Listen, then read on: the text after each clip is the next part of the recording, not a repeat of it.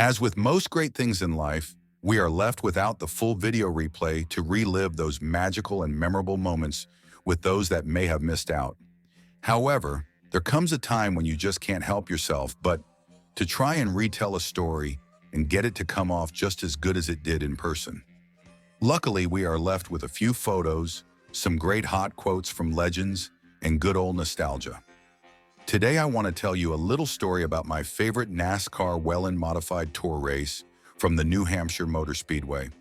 Well, back then, it was the New Hampshire International Speedway, but whatever. This is episode 1 of The Missing Tapes. On July 15th, 2006, the New England 100 for the men that live by the grace of God and 600 horsepower took place and kept my 10-year-old heart pumping so hard for 90 minutes that I fell asleep during the preceding NASCAR Busch Series race that followed up the Mod race and convinced my father that we should leave early, which was supposed to be the headliner race. But let's not forget NASCAR has to fudge the number of lead changes they have using passes during green flag pit stops, haha. Oh, and of course they had NBC televised that bore fest.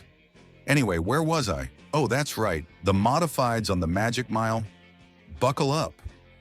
So with a record crowd of around 44,000 in attendance, I was able to share this magical experience with them.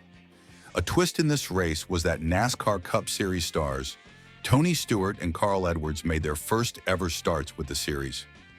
Stewart drove a backup car for Kurt Chase Racing and was a teammate to now 6-time champion Doug Coby, who was then just 26 years old and already won the Stafford Springs Sizzler that year. Stewart's first time ever in a modified was when he raced in the 1997 World Series of Asphalt Racing at the New Smyrna Speedway, where he won in Bob Fuller's number 17 modified. In addition, Stewart's only prior experience in a modified was when he drove a backup SK modified for the late Ted Christopher in a special match race a few years before at the Thompson Speedway. Carl Edwards drove the backup car for Bob Cuneo and was a teammate with champion Todd Szegedy. Edwards' lone start in a modified was when he drove in the 2003 North-South Shootout at the Concord Speedway for car owner Ralph Solem, where he finished in 12th. And fans were wondering if he won, if it was possible to do a backflip as his signature celebration after winning a race. The 42-car field was led to the green flag by Zach Sylvester in the 15 car. Let the lead changes begin. The first lead change came on lap 7 when TC Ted Christopher in the Alley Installations number 36 drafted off Blewett in the Eddie Partridge 12 into turn 3 and snagged the lead. This was short-lived as Donnie Leah in the number 18 car took the lead away from Teddy and led for the next 9 laps before the first caution flew. Now that may sound kind of normal. Pole sitter leads a few laps and then someone takes the lead and it calms down. However, what you won't find on racingreference.com is how many actual lead changes took place during each lap of the race.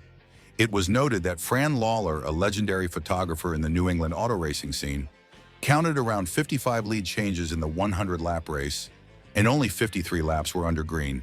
This stat is true because the drivers would exchange the lead multiple times per lap, thanks to the restrictor plates the modifieds use, and the amazing drafting, driver skill, respect, and drag that the modified cars display with the exposed wheels.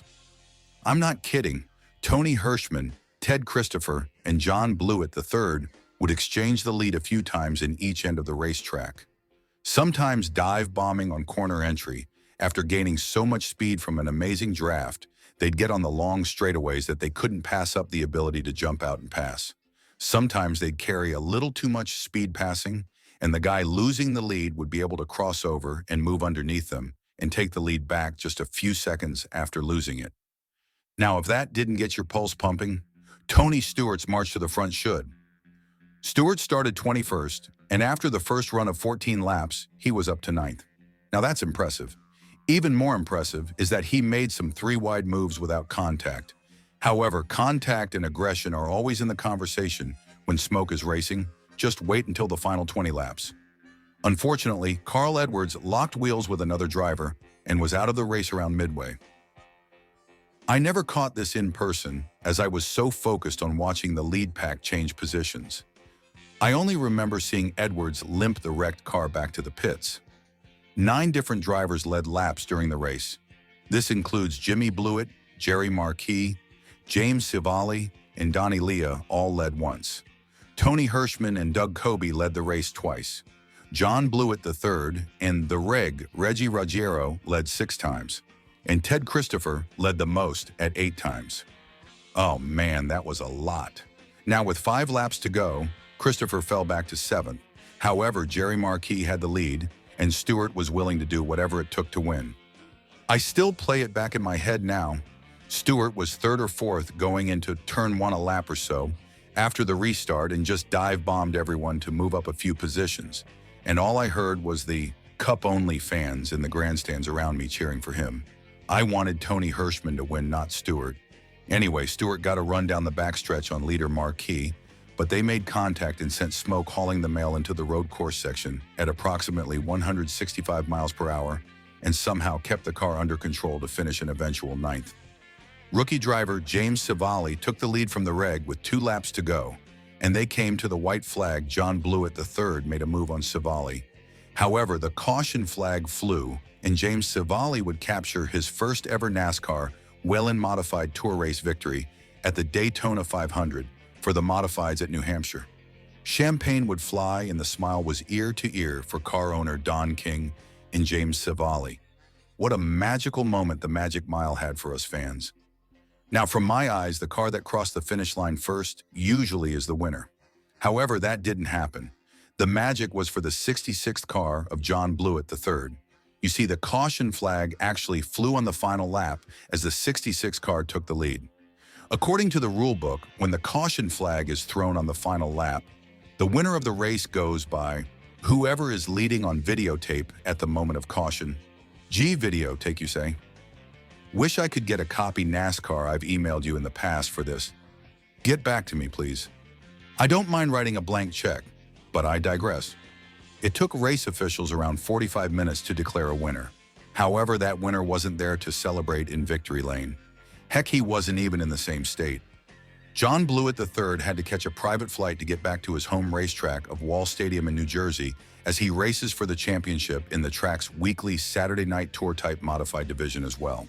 John Blewett III was declared the winner, but he was only able to celebrate in victory lane when the Modifieds returned in September, because he was able to win that race as well.